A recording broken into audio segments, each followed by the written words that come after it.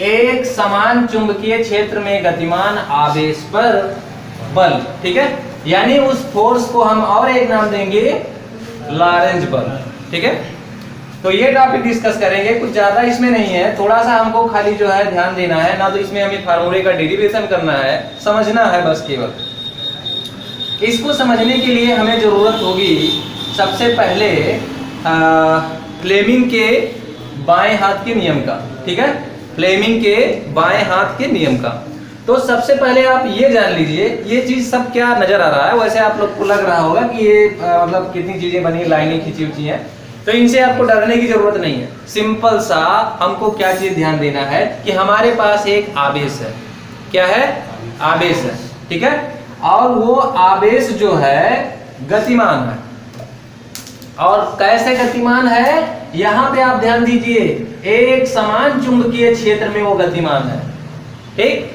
एक समान चुंबकीय क्षेत्र में जब भी कोई आवेश गतिमान होता है तो उस पर एक फोर्स कार्य करता है, एक बल कार्य करता है। बस इसी बल को क्या कहते हैं, लॉरेंज बल कहते हैं। इस बल को किस नाम से जानते हैं, लॉरेंज बल।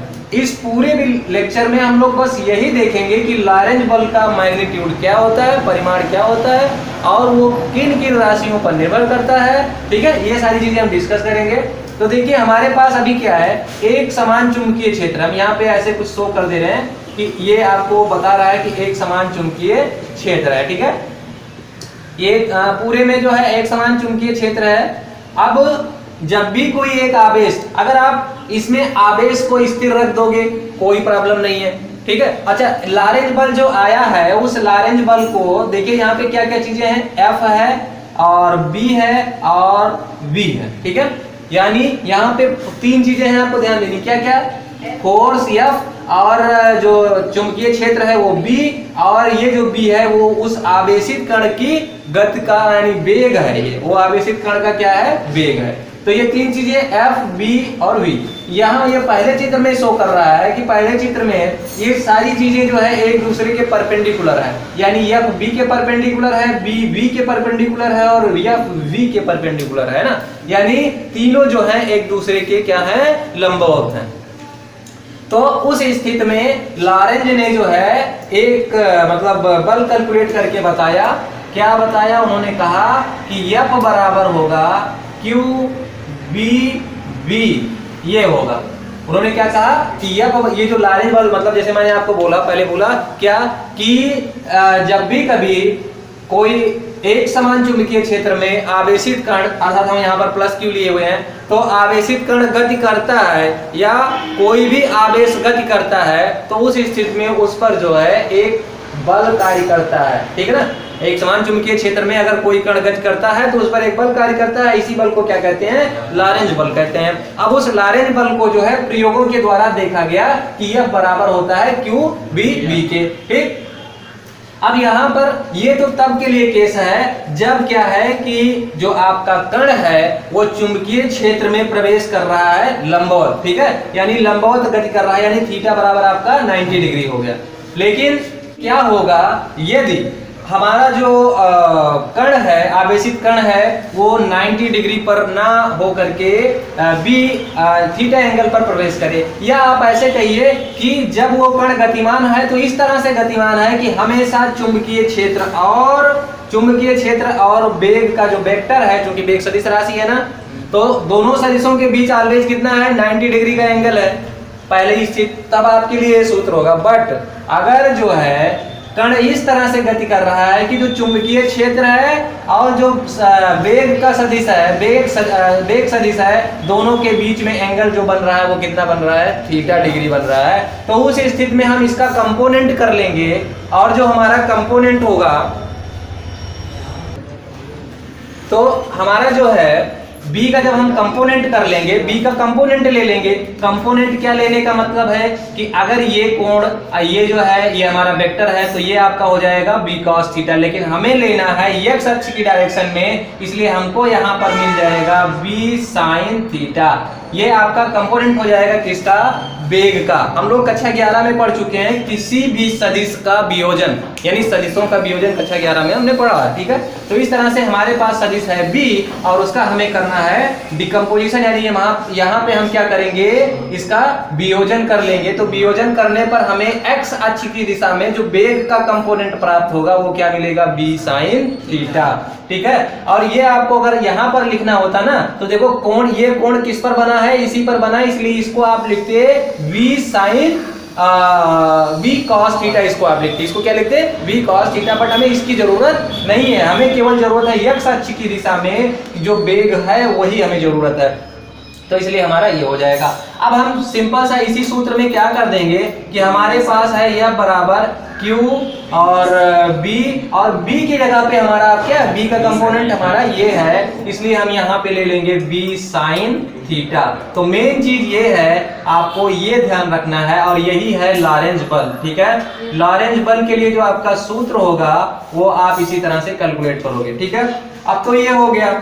अब और चीजें हम कुछ देखते हैं कि दाएं हाथ का यहाँ पे जो है बाएं हाथ का फ्लेमिंग का नियम लगाते हैं और इसको समझते हैं कैसे, क्या, कौन क्या, किधर क्या है, ठीक है। चलिए देखिए हमने क्या किया, जैसे अगर आपको बोलना है बाएं हाथ का फ्लेमिंग का बाएं हाथ का नियम आपको बोलना, तो देखिए ध्यान से समझिए, आपको अच्छे से समझ में आ जाएगा। आपको क्या करना है, आपके अपने बाएं हाथ की अंगुलियों को, अर्थात अंगुलियों को कहने का तात्पर्य है अंगुष्ठ, तर्जनी और मध्यमा, ठीक है। उंगलियों के नाम पता है ना आपको, ये अंगूठा होता है और ये ऐसे वो क्या कहते हैं आप, लेकिन इसको जो है तर्जनी बोला जाता है और इसमें क्या कहते हैं, मध्यमा कहते हैं, ठीक है। तो ये अंगुष्ठ है और तर्जनी है और ये मध्यमा है। आपको इन तीनों अंगुलियों को इस प्रकार फैलाना है, आपको क्या करना है, इन तीनों अंगुलियों को इस प्रकार फैलाना है कि तीनों एक दूसरे के लंबवत हों। देखिए यहाँ इसके बीच में एंगल 90 डिग्री, आप तो अंगूठा एकदम कितना बढ़िया खड़ा हो गया, देखिए ये 90 डिग्री का इसमें कोण बन जाएगा और इसके बीच में कितना कोण बन जाएगा, 90 डिग्री का कोण बन जाएगा। बात समझ में आएगा।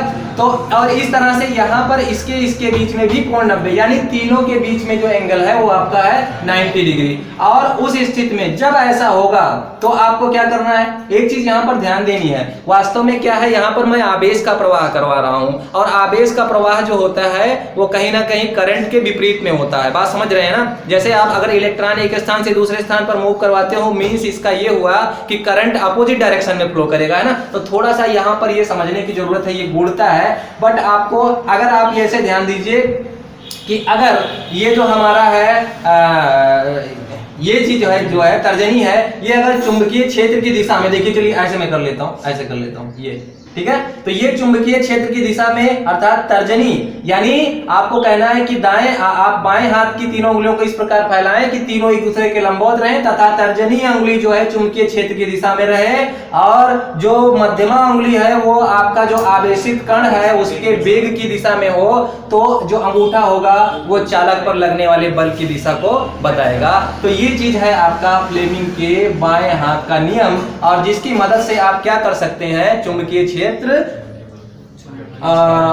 या इस पर जो एक समान चुंबकीय क्षेत्र में आवेशित कण पर लगने वाले बल की दिशा को ज्ञात कर सकते हैं, ठीक है। तो ये सिंपल सा चीज है। अब उसके बाद में इसी सूत्र में हम अगर आए तो आप अगर इसी में कहिए थीटा बराबर 0, थीटा बराबर 0 होने का मतलब है यह बराबर 0 because sine 0 is equal to 0 होता है, ठीक है। अब यहाँ पे ये चीजें होंगी, लेकिन इसका मतलब हम समझते हैं। थीटा बराबर 0 होने का मतलब ये है भैया कि कण जो है वो चुंबकीय क्षेत्र के समानांतर प्रवेश कर रहा है ना। अगर जो कण है वो चुंबकीय क्षेत्र की दिशा में गति करेगा, जैसे चुंबकीय क्षेत्र इधर है और कण भी इसी दिशा में गति कर रहा है, तो उस स्थिति में उस पर कोई भी बल कार्य नहीं करेगा। ये समझने वाली बात है, ठीक। दूसरी चीज क्या है कि यदि थीटा बराबर हो जाए 90 तो आपको यही सूत्र मिल जाता है, अर्थात F बराबर क्या हो जाता है, QBB, ठीक।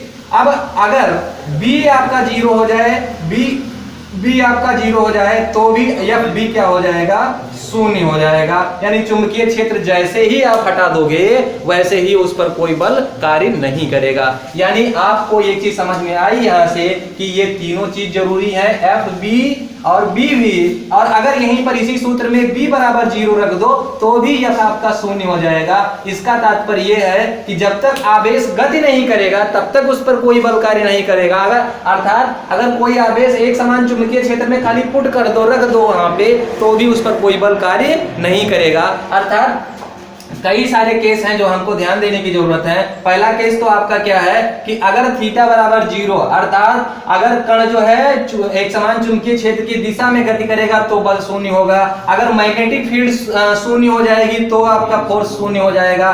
और उसके बाद में अगर वेलोसिटी उसकी शून्य हो जाए, अर्थात जो है कण गति ही ना करे, तो उस स्थिति में भी चुंबकीय क्षेत्र शून्य हो जाएगा। जबकि ऐसा इलेक्ट्रिक फील्ड में नहीं होता था। इलेक्ट्रिक फील्ड में अगर आवेश कहीं पर रखा है तो उसके कारण भी वहां पर इलेक्ट्रिक फील्ड होता था, बट मैग्नेटिक फील्ड में ऐसा नहीं है। अगर आप आवेश को रख देंगे तो उस पर कोई बल कार्य